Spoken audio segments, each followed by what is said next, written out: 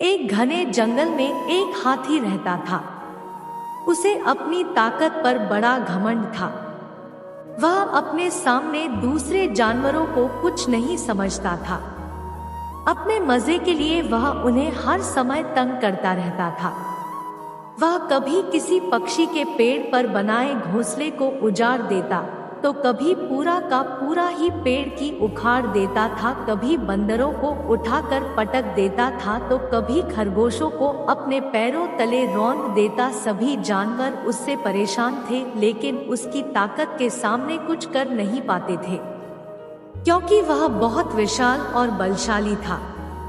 एक दिन हाथी नदी से पानी पीकर लौट रहा था। वहीं नदी किनारे एक पेड़ के नीचे चींटियों का बिल था। आसपास ही चींटियां अपने काम में जुटी हुई थी।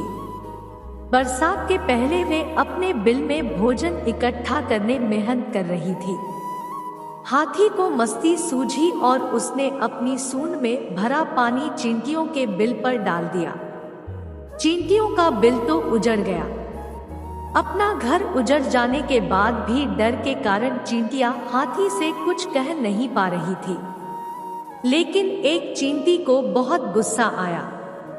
वह बिना डरे तेज आवाज में हाथी से बोली, ये क्या कर दिया तुमने, हमारा घर उजाड़ दिया। अब हम कहाँ रहेंगे? चींटी की बात सुन हाथी बोला, चुप कर चींटी, नहीं तो अभी तुझे अपने पैरों के नीचे दबाकर कुचल दूंगा। तुम्हें इस तरह दूसरों को तंग नहीं करना चाहिए। जब तुम्हें कोई तंग करेगा तब तुम्हें समझ आएगा। चींटी ने फिर से बिना डरे कहा, कौन मुझे तंग करेगा? तू इतनी छोटी सी तो है, तू मेरा क्या बिगाड़ लेगी? तू मुझे जानती नहीं है क्या? मैं इस जंगल का सबसे ताकतवर जानवर हूँ। किसी की हिम्मत नहीं कि मुझे कुछ कह सके। तूने पहली बार ये गलती की है, इसलिए माफ कर रहा हूँ। आइंदा ध्यान रखना, नहीं तो मारी जाओगी, हाथी धमकाते हुए बोला। चींटी उस समय तो चुप हो गई, लेकिन मन ही मन सोचने लगी कि इस घमंडी हाथी को सबक सिखाना जरूरी है, वरना ये यूं ही सबको यूं ही तंग करता रहेगा। ये मौका उसे उसी दिन शाम को मिल गया। उसने देखा एक पेड़ के नीचे हाथी बड़े आराम से सो रहा है।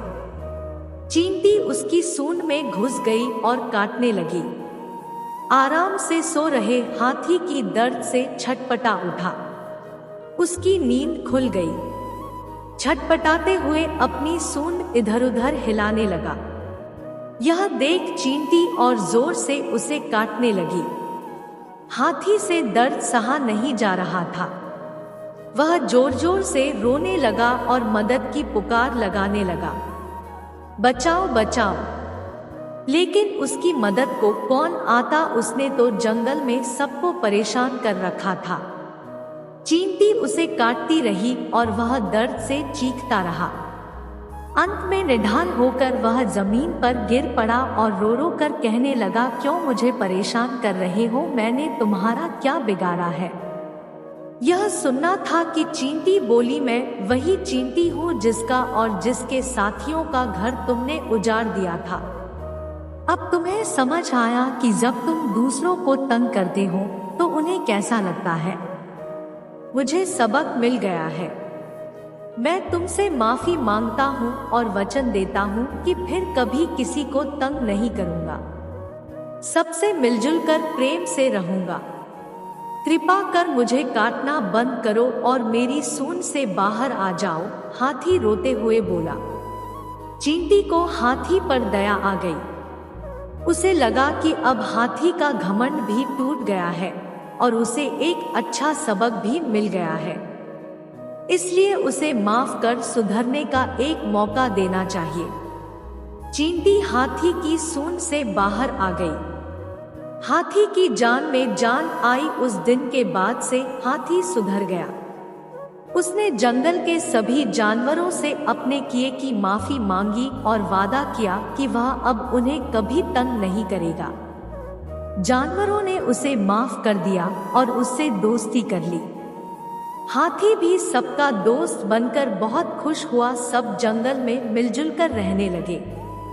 दोस्तों, हमें इस कहानी से यही सीख मिलती है कि अपनी ताकत पर घमंड नहीं करना चाहिए, बल्कि किसी कमजोर का सहारा बनना चाहिए।